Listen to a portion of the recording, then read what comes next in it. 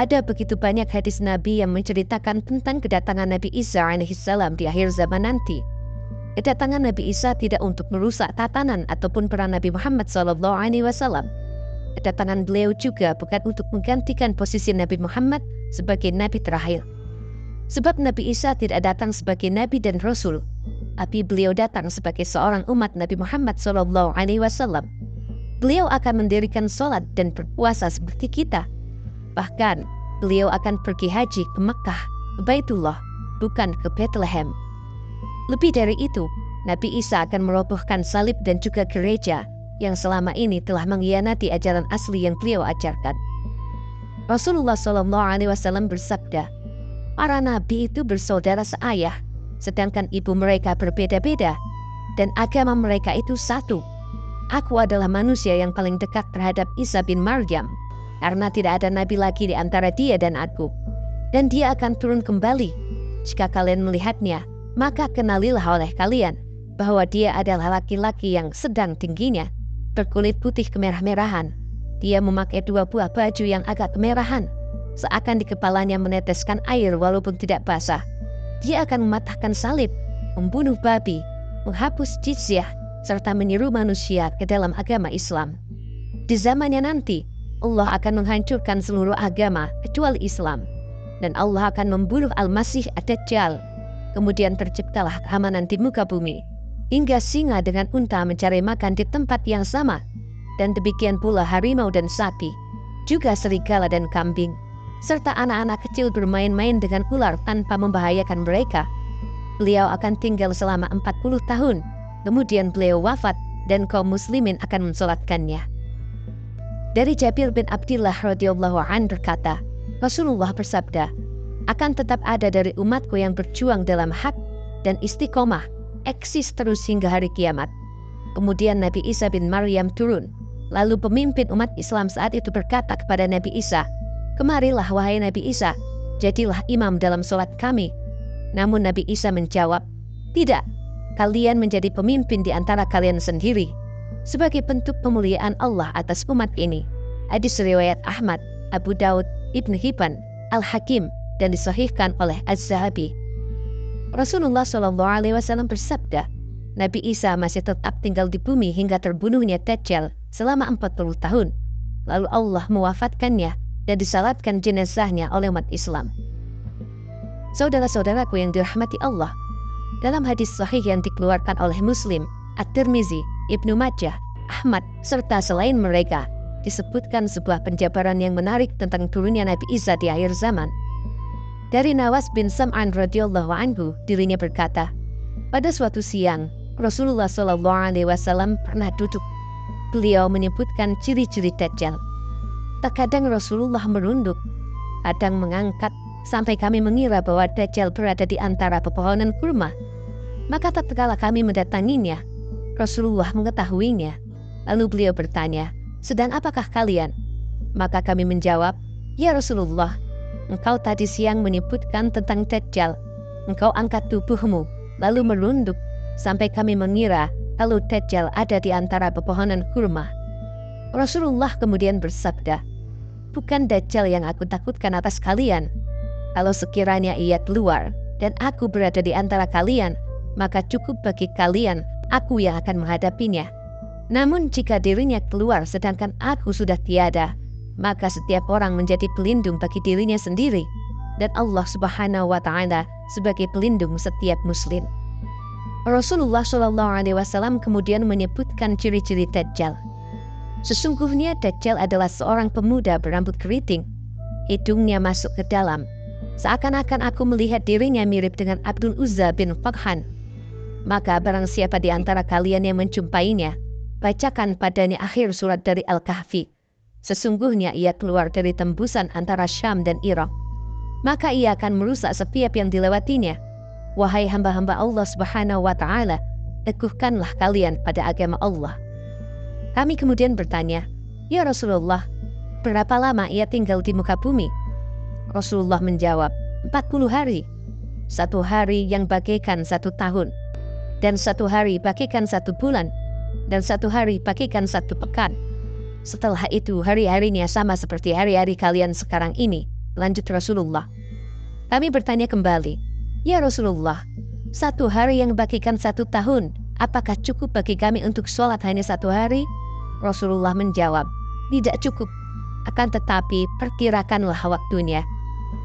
"Ya Rasulullah, seberapa cepat perjalanan Dajjal di muka bumi?" tanya kami. Rasulullah menjawab, "Selayaknya mendung yang tertiup angin." Dan dia mendatangi sebuah kaum, kemudian mengajak mereka untuk beriman kepadanya. Lalu mereka pun beriman dan mengabulkan permintaannya. Dirinya lantas memerintahkan kepada langit untuk menurunkan hujan dan bumi agar menumbuhkan tanaman. Maka mereka mendapatkan hasil panen yang banyak, kambing-kambing penuh berisi susu dan memenuhi keinginan mereka. Setelah itu Dajjal mendatangi suatu kaum, akan tetapi mereka menolak ucapannya, tidak mau beriman padanya, sehingga ia pun pergi meninggalkan mereka. Maka negeri tersebut menjadi kering kerontang, andus, tidak ada harta lagi yang tersisa di tangan mereka. Kemudian Dajjal melewati sebuah reruntuhan, lantas ia berkata kepadanya, "Keluarkanlah harta karunmu." Maka dengan segera keluar harta karun yang sangat banyak, bagaikan buah kurma yang bergelantungan di pepohonan. Selanjutnya, Dajjal mengajak seorang pemuda untuk beriman kepadanya. Akan tetapi pemuda tersebut enggan, maka ia memenggal tubuhnya dengan pedang. Tubuhnya dipotong menjadi 2 bagian, lalu dilempar sejauh mata memandang. Kemudian dia hidupkan kembali dan didatangkan kepadanya. Pemuda tersebut datang dengan wajah yang berseri dan tersenyum. Manakala Dajjal dalam kondisi seperti itu, Allah menurunkan Nabi Isa Al-Masih Ibnu Maryam Sallallahu Alaihi Wasallam. Beliau turun di Menara Putih di timur kota Damaskus, di antara 2 kain kuning. Tangannya berkelayut di antara sayap 2 malaikat. Apabila ia menundukkan kepalanya menetes, jika beliau mengangkatnya melandai seperti mutiara. Tidak halal bagi orang kafir yang mendapati aromanya, melainkan orang kafir itu pasti akan mati. Aroma Nabi Isa tercium sejauh mata memandang. Kemudian Nabi Isa akan mencari Dajjal, sampai akhirnya berjumpa di pintu Lut. Kemudian Nabi Isa membunuhnya. Setelah itu Nabi Isa mendatangi sebuah kaum yang Allah Subhanahu wa Ta'ala menjaga mereka dari keganasan Dajjal. Nabi Isa datang lalu mengusap wajah mereka satu persatu, seraya beliau memberi kabar gembira dengan kedudukan yang tinggi di surga kelak. Ketika mereka sedang bercengkrama seperti itu, tiba-tiba Allah menurunkan wahyu kepada Nabi Isa. "Aku telah membiarkan hamba-hambaku untuk keluar. Mereka adalah kaum yang tidak ada seorang pun yang sanggup menandinginya. Bawalah orang-orang yang ada bersamamu ke Bukit Tur." Maka Allah Subhanahu wa Ta'ala mengutus Ya'juj dan Ma'juj. Mereka turun dengan cepat dari seluruh tempat yang tinggi. Rombongan pertama di antara mereka melewati sebuah danau, Paubariyah. Mereka meminum air yang ada di dalamnya. Kemudian lewatlah sekelompok yang belakangan. Tatkala mendapati airnya telah habis, mereka berkata, "Sungguh dulu di sini ada air." Kemudian mereka mengepung Nabi Isa alaihissalam beserta para sahabatnya. Sampai kepala sapi pada waktu itu lebih baik daripada 100 dinar sekarang ini. Nabi Isa alaihissalam beserta para sahabatnya kemudian berdoa kepada Allah Subhanahu wa Ta'ala. Maka Allah mengutus seekor binatang pada kaum tersebut yang sanggup membunuh mereka dengan cepat, sehingga mereka semua meninggal dalam sekejap. Kemudian Nabi Isa alaihissalam beserta para sahabatnya turun dari gunung tersebut. Maka tidak didapati secengkal tanah pun, melainkan penuh dengan mayat serta bau busuk yang menyengat. Lalu Nabi Isa berdoa kepada Allah. Kemudian Allah Subhanahu wa Ta'ala mengutus seekor burung yang berleher panjang, membawa mayat dan membuangnya sesuai apa yang Allah perintahkan. Setelah itu Allah menurunkan hujan yang menimpa seluruh negeri, sehingga muka bumi menjadi bersih dari bau dan kotoran mereka. Selanjutnya dikatakan kepada bumi, "Tumbuhkan tanamanmu, kembali limpahkan barokahmu." Maka pada hari itu, satu kabilah bisa memakan hanya dengan sebiji buah delima, berteduh dengan dedaunannya.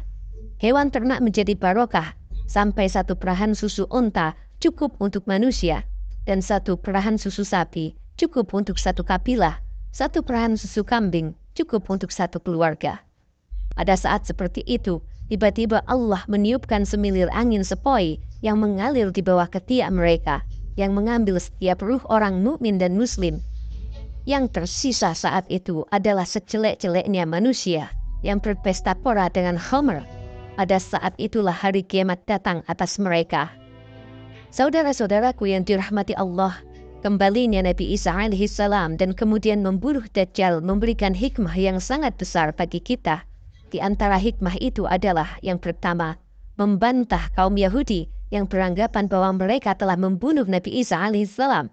Padahal Nabi Isa lah yang akan membunuh pimpinan mereka, yaitu Dajjal. Yang kedua, sesungguhnya Nabi Isa alaihissalam mendapatkan di dalam Injil tentang keutamaan umat Nabi Muhammad SAW.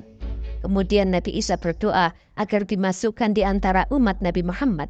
Lalu Allah Ta'ala mengabulkan doa beliau ketika turun pada akhir zaman, dan beliau menjadi mujaddid atau pembaharu agama Islam. Yang ketiga, bahwa turunnya Nabi Isa alaihissalam dari langit untuk dimakamkan di bumi, karena tidak ada makhluk dari tanah yang mati di selain itu.